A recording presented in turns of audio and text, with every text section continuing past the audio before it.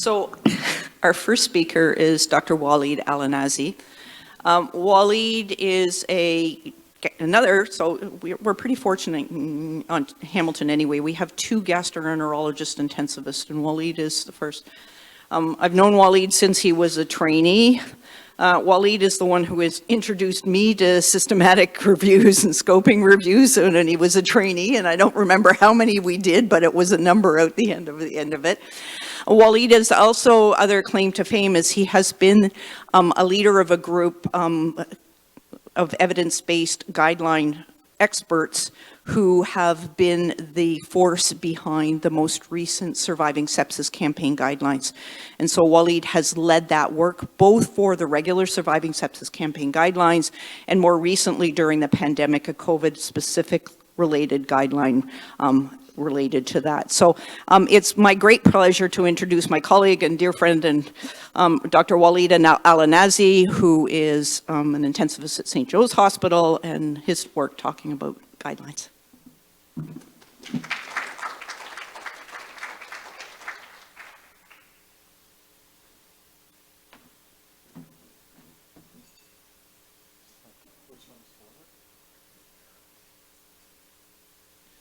Thank you, Alison, for the kind introduction. It's a great pleasure to be here today. Before we start, may I ask how many here are adult intensivists? Okay. How many are peds intensivists? Pediatrics. How many are allied health who are working in the ICU? How many don't work in the hospital? Okay, great. Excellent. Let's see if this works. I also would need a reminder because I tend to go over time in most of my presentations. So Alison, feel free to shout and yell at me if needed. These are my disclosures. I am the chair of the methods chair of the Surviving Sepsis Campaign guidelines. Thankfully, no financial conflict of interest. The objective of today is to have a broad overview of an evidence-based approach to managing sepsis, and also a couple of slides on lessons learned from COVID and how that's going to help us improve sepsis care in the future. So this slide pretty much summarizes the pathophysiology of sepsis.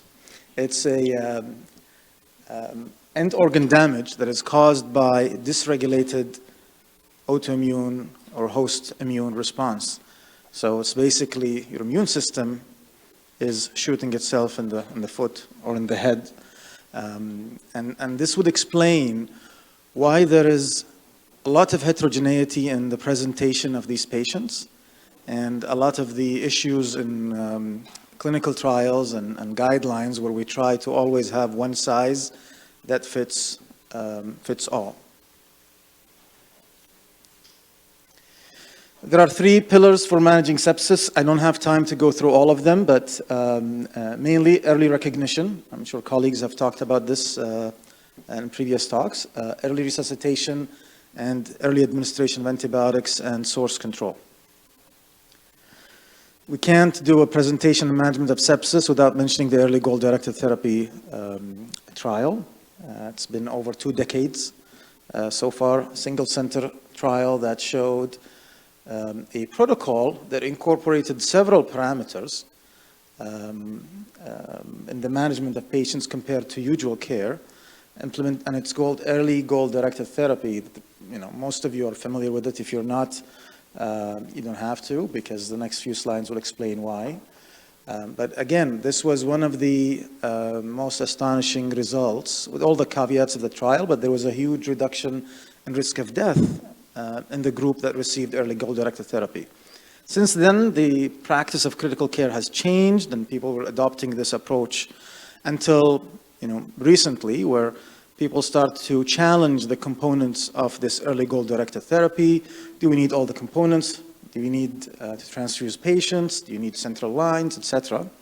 And this has resulted in the conduct of several large randomized controlled trials. They are all included here in this forest plot. Do we have a pointer here? Okay, there we go. So we're talking about PROCESS, ARISE, and PROMISE, very large trials with thousands of patients. You can guess that this is the RIVERS trial, the early goal-directed therapy trial, is showing that early goal-directed therapy compared to usual care reduces death, but when you combine all these studies together, the point estimate is sitting at 1, suggesting no difference. And probably the reason is that the usual care have changed over the years and people are getting better at managing sepsis. Even after excluding the study, again, the point estimate is sitting exactly at 1, showing no difference in risk of death between the two groups. Next is lactate targets. Very controversial topic. People called it in some papers lactate clearance, which probably a little bit inaccurate because you're not clearing lactate. You're probably incorporating lactate goals, because patients with sepsis or septic shock usually have a high lactate, and it could be a measure or a prognostic factor. There were several small randomized controlled trials. When they were put together in a forest plot and meta-analysis, the point estimate suggested a 35% relative risk reduction of death. However, the overall quality of evidence is low. And we're talking here about incorporating lactate goals in your resuscitation goals. Subsequently, a study done in South America, the Andromeda trial, randomized patients with septic shock to one of two approaches, measuring capillary refill time every 30 minutes, or looking at serum lactate every 2 hours. And if you look at the algorithm, it's pretty consistent in both groups. However, the main difference is the timing of the intervention. In one arm, you're seeing the patient every 30 minutes, every half an hour. In the other arm, you're waiting for the lactate result to come back before you act. And the Kaplan-Meier curve showed opposite to what the authors were expecting, or us, maybe the readers, that the use of peripheral perfusion or capillary refill testing may result in lower risk of death, although the confidence interval did not exclude no difference. So how to reconcile all these studies? Probably you must assess your patient frequently if you're in the intensive care unit. Probably we don't need to use invasive SVO2 monitoring in all patients based on the recent early goal-directed therapy trials. We absolutely should minimize transfusions and probably use less dobutamine, both of which were on the early goal-directed therapy protocol. And again, you may get away with just using dynamic parameters to assess patient responsiveness to fluid. Maybe a good idea to incorporate lactate in your resuscitation targets. However, in certain contexts, lactate is not available, so capillary refill testing could be a good alternative as long as you follow the protocol and see the patient every 30 minutes. One of the most controversial issues in the intensive care unit, it's something that we use every day on most patients who come to the ICU with hypotension, is the amount of fluid. And one of the most controversial recommendations in the Surviving Sepsis Campaign was the 30 ml per kilo recommendation for the initial resuscitation. So when we looked at the fluids given in the major 3 or 4 trials on early goal-directed therapy, we are talking about, roughly speaking, 20 to 30 mils per kg for the RIVERS trial, which tends to be like 1.5 to 2 liters for a 70 kilo man. Process, again, used 20 ml per kilo, but they changed throughout the trial. Arise and Promise harmonized their protocol, and they were giving a liter of fluid. When you look at the first 6 hours across those trials, the average fluid intake ranged anywhere between 4 to 5 liters within 6 hours. So again, usual care have changed. People are giving fluids, but if you're giving 12 liters within the 6 hours, then you're really doing something bad. If you're giving a liter within 6 hours, you're probably under-resuscitating the patient. And again, it's very difficult. People think they know what to do. However, the evidence is really all over the place, and trying to find a standardized size, one fixed dosing of fluid for all the patients might be really challenging. Having said that, the Surviving Sepsis Campaign have reconsidered their strong recommendation and changed it into a weak recommendation or a suggestion to give 30 mL per kilo of fluid within the first 3 hours of resuscitation. Another controversial area is not only the amount of fluid, but also what kind of fluid to give. And the main topic of debate is whether we give balanced crystalloid, which is solutions that are more physiologic, versus saline, which is slightly hypertonic and hyperchloremic. And again, multiple randomized controlled trials have been done, mostly in critically ill patients. And as you can see, when you look at the low risk of bias studies, there is a slight, I hate the word trend, but again, the point estimate is in favor, small reduction in death, but again, the upper limit of the confidence interval crosses 1.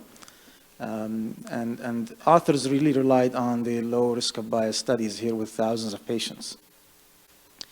When they looked at subgroup of sepsis patients, I think there were 4 or 5 studies that reported on those. Again, exactly the same direction of effect, suggesting that maybe balanced crystalloid has a small mortality benefit. What about sodium bicarb? I have to admit I'm one of those who use sodium bicarb very frequently when I need to. But again, there is very limited evidence. Just one study from France that randomized patients in the ICU who presented with severe acidosis and organ failure and high lactate to either receive bicarb or just crystalloids. And about half of the patients in this study were patients with septic shock. And what they found, that for all comers, there was no difference between both groups in risk of death. However, when they looked at subgroup of patients with acute kidney injury, there was a reduction in risk of death in the bicarb group. Subgroup analysis failed to show any differential effect for septic patients compared to other patients. But also, interestingly, there was about 50% relative risk reduction in the need of renal replacement therapy. However, just keep in mind that this outcome is not an objective outcome, and the decision to start dialysis was not standardized in the study. And again, an unblinded trial where you correct acidosis, and I don't think this is surprising. So take it with some grain of salt. So the bottom line, to reconcile our uncertainties, I didn't talk about albumin because we don't have time, but again, evidence suggests there is no difference between crystalloids and albumin in initial resuscitation, so why use an expensive product? So crystalloid should be the initial fluid of choice. Probably, I have a slight preference for balanced crystalloid, especially if I'm planning to give larger volumes of fluid. You could consider supplementing with albumin if the fluid resuscitation is ongoing. Clear evidence of harm with starches, very low quality evidence on gelatins, and maybe consider using sodium bicarb in patients with sepsis acidosis, especially in the context of kidney injury. Okay, even another controversial recommendation. You would think that a recommendation telling people to give antibiotics early within an hour of recognition is not controversial. However, it was really one of the most debated recommendations. To me, it sounds very logical, but there is different point of views. If you look at, because the evidence around this is observational, there are no randomized trials randomizing patients to early antibiotic or delayed antibiotics. So all what we rely on are observational data. But if you look at feasibility of doing this, in both trials, ARISE and PROMISE, the ones I've mentioned that looked at the early goal-directed therapy, they managed to give antibiotics within around an hour. And for PROMISE, all patients received antibiotics before randomization, hopefully the correct antibiotic, because that's another issue. But again, observational data showed that the longer you wait to give antibiotics, the higher risk of death. Again, there is an association with worse outcomes. You cannot establish causality. However, the concern, especially from infectious disease societies, was overuse of antibiotics. It's just give antibiotics and think later. and that many patients who were labeled as sepsis at the beginning turn out to be with different diagnoses, so we're exposing people to antibiotics. There was a lot of controversy surrounding the recommendation, but we don't have time to go through it. However, the revised Surviving Sepsis guideline now changed their approach based on the probability of sepsis and the presence or absence of shock. In situations where the patient have shock, and you think septic shock is possible, then give antibiotics, don't wait. If shock is absent, then you have a little bit time to think, depending on your probability. If the probability is high enough, give antibiotics. If not, then assess the patient and try to make a decision, pragmatically 3 hours. And 3 hours was chosen because this is, when you look at observational data, this is where the association with increased risk of death really goes steep.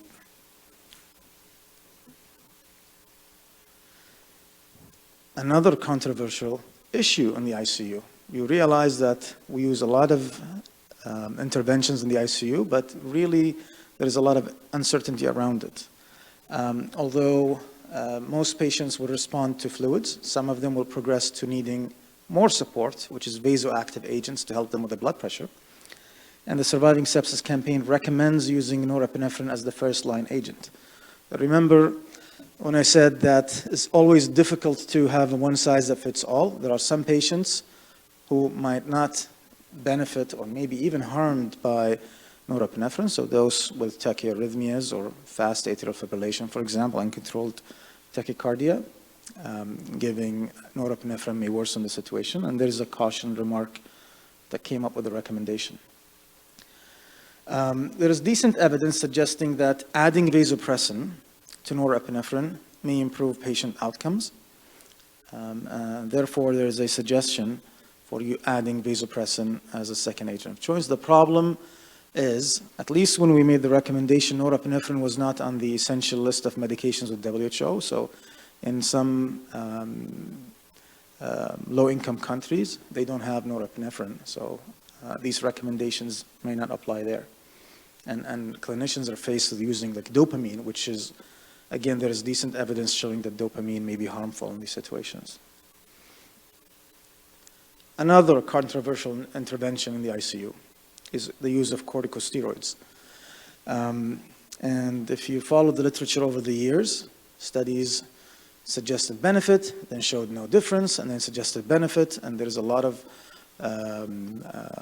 opposing results. And I think the explanation that there are patients who benefit from steroids, and there are those who don't. The problem is we don't know who benefit and who don't, and more work is needed. Having said that, we thought it's reasonable based on the current evidence to suggest corticosteroids in patients with septic shock that's refractory to fluid therapy. But just interesting to look at how many trials were done on this topic in septic patients, and you can see the point estimates are all over the place. So again, telling us that we probably need to do a better job at defining or identifying patients who may benefit from these interventions rather than enrolling everybody in the clinical trial and giving them steroids. One positive effect was shock reversal at 7 days was higher in patients who received corticosteroids. I don't have time to go through the other interventions, but happy to discuss any of the guidelines, because I was also asked to talk about lessons learned from COVID-19. And a few thoughts. There have been, not much literature published on the association or between sepsis and COVID-19. There's also a debate whether COVID-19 itself is considered sepsis. Patients present with a viral infection, organ damage, so sepsis, but clearly they have a unique disease different than your traditional conventional bacterial sepsis, for example. But I think one of the things we've all noticed as healthcare providers, that infection control and prevention of infection is absolutely important. We all struggled during the pandemic and the value of these issues came to surface. And also, I'm just looking forward to see any data about bacterial resistance, because one thing anecdotally we noticed with transfers surge, other hospitals, you get patients from other regions, and we start to see some resistant organisms, whether this is going to be sustained for the future or not. So I think more work will need to be done on infection control and preventing infection to happen in the first place.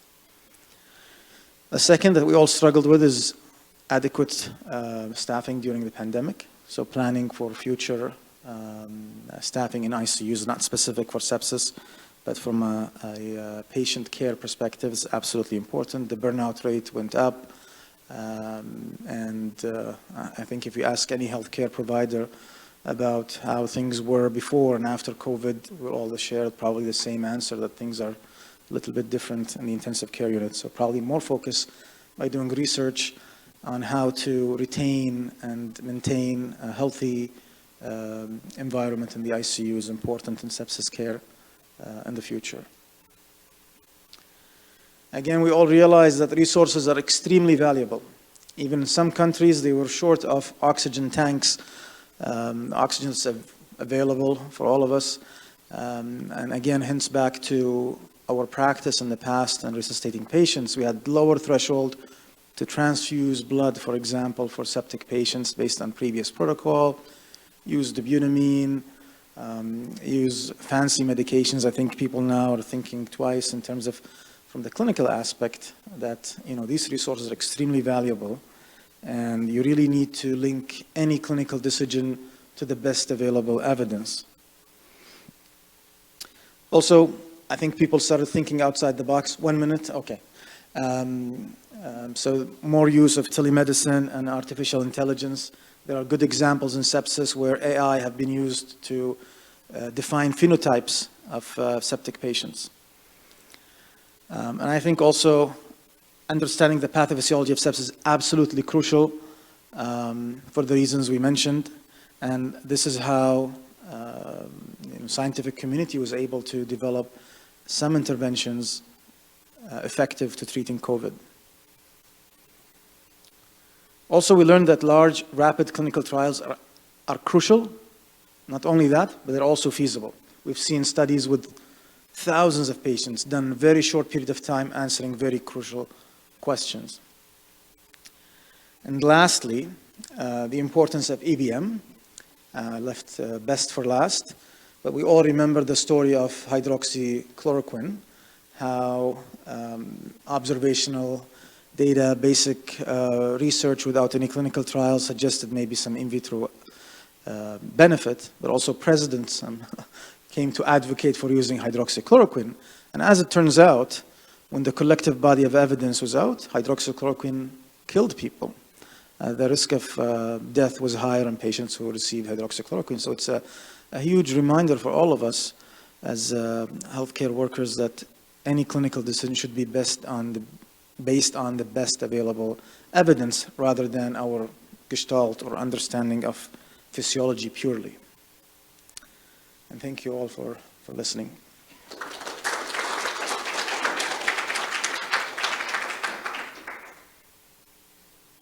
I think this is the opportunity for some of our patient partners and others to say what would we like to see as we start to sit down on the next Surviving Sepsis Campaign guidelines. What are the things that we see are important?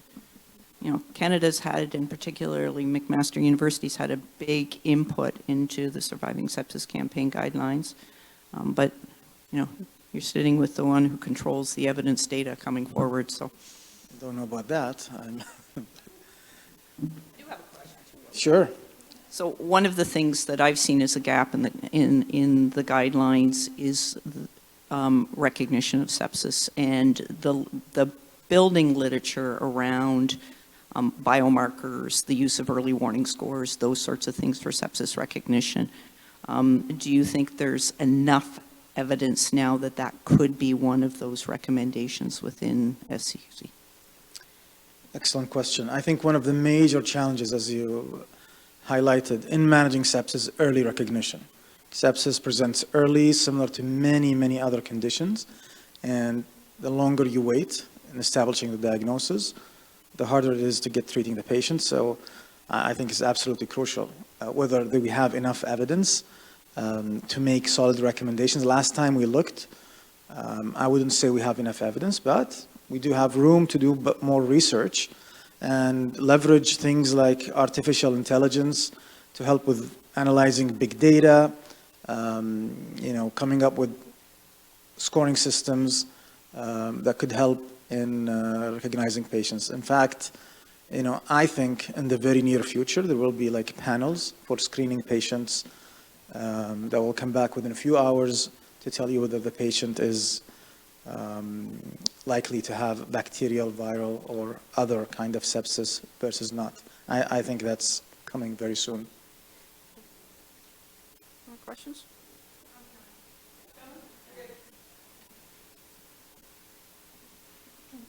So I've been privileged to be asked to be on the Surviving Sepsis Campaign guidelines for the pediatric group. And I will say that one of the gaps that was identified is the long-term outcomes for patients who have survived sepsis. So that has been added to this year's, or this next group. So that has been added. I just wanted to point that out. You didn't add it in there, but for, and that is a lesson I think to be learned from COVID, is that more patients are surviving critical illness and that we need to be looking at what does that look like for those that are surviving these critical illnesses. And COVID is a clear indication that care pathways need to be looked at. This is an excellent example on why we need patient partners and guidelines, where biased clinicians focus on evidence and patient partners really focus on what matters to patients. So thank you for bringing this up.